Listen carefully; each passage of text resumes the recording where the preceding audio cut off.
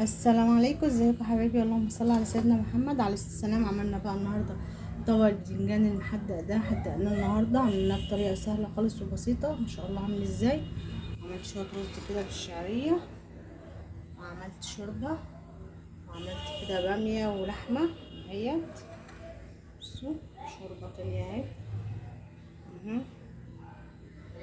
ده كان غدانا النهارده. يا رب لو عجبك الفيديو ما تنسيش تشتركي معايا وتعملي لي شير او لايك، تعملي لي قلب حلو كده. بصوا اللحمه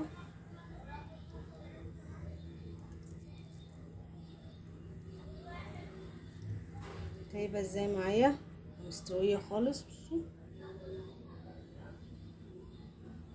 يلا بينا بقى نشوف الفيديو مع بعض عملناه ازاي. وياريت بقى لو عجبك الفيديو ما تنسيش الشير او اللايك. هنعمل بقى النهارده غدانا باميه. انا جبت الباميه وغسلتها وقمعتها. سبت كام واحده كده اهي. بصوا عامله ازاي. عايزه اوريكم برضو ان الباميه ما بتتعملش كده. الناس اللي بتقعد تعملها كده وتشيل البوزه بتاعتها كده، لا، الباميه ما بناخدش نصها كده ونشيل البتاع بحالها كده البوزه، لا، احنا الباميه بناخدها كده من الجنب كده. لفي معاكي كده السكينه اهي، تطلع كده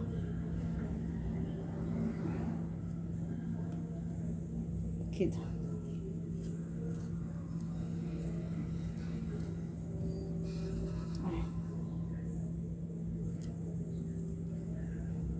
اهي. يلا بينا بقى نشوف هنعملها مع بعض ازاي على البوتاجاز.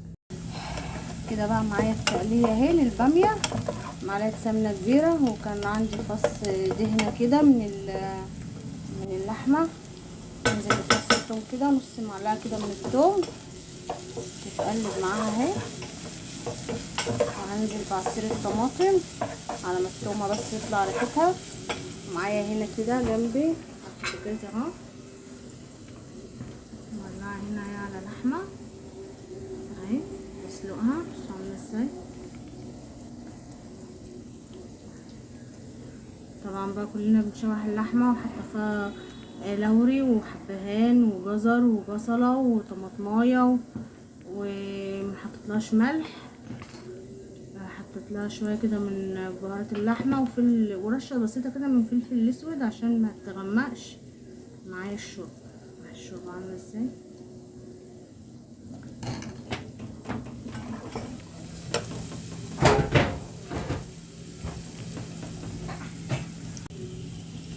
هنزل بقى بعصير الطماطم، وعندي بقى معلقتين كمان من الصلصه هضيفهم دلوقتي من الصلصه.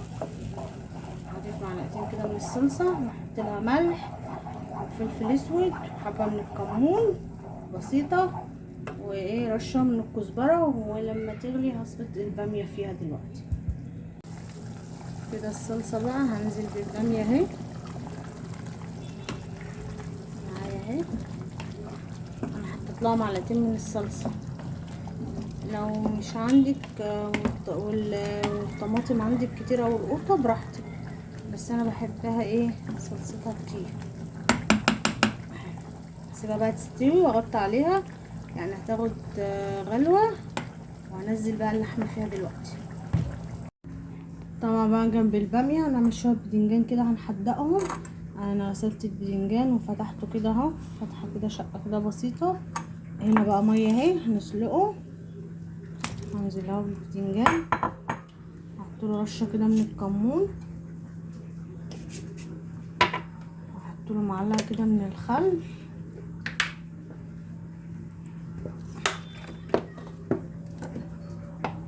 ومعلقه كده من الزيت اهو،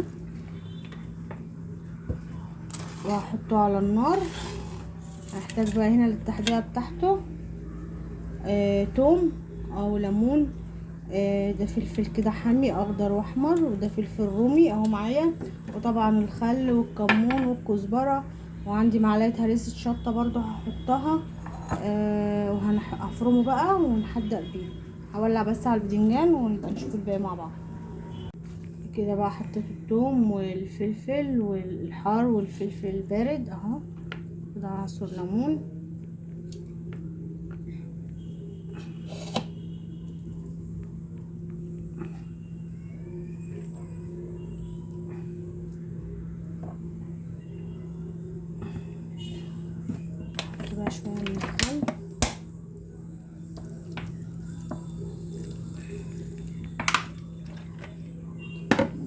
هضرب بقى دول في الكبة وارجع بقى احط لها ملح وكزبرة وكمون، ونشوف هتحتاج ايه، معلقة من الشطة، وايه نحدق بقى البتنجان.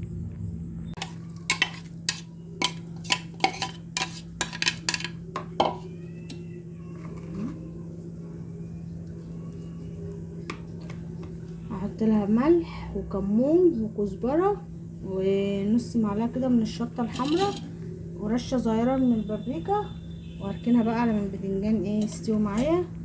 وهنحط لها بقى خل وزيت وليمون تاني على الوش. يبقى كده انا عملت التحديق. عندك بقى عود كزبرة ممكن تحطيه، بس انا ما عنديش كزبرة ولا خضرة، لو عايزة تضيفي ضيفي. كده بقى الباذنجان بعد ما اتسلق معايا وبرد عشان اعرف احشيه اهو، وادي التحتيه اهي بعد ما حطيت لها ملح وكمون وكزبره ناشفه، وحطيت لها نص معلقه من البابريكا والشطه، ولو عندك وطبعا فيها الليمون والخل وكل حاجه نحشيها بقى.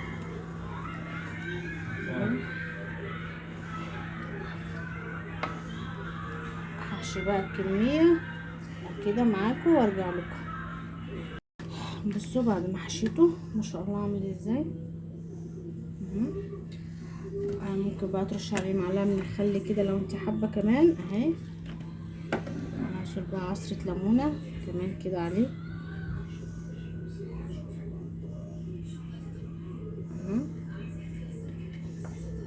رشه كده من الزيت حلو كده اهي. كده بقى احلى طبق باذنجان. بصوا ما شاء الله عامل ازاي.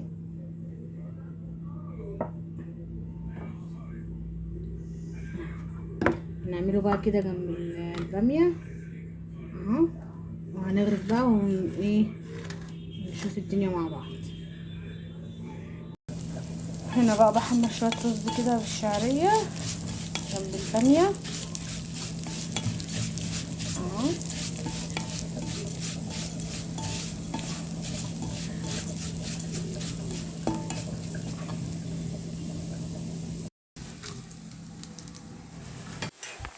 ميه كده على الباميه.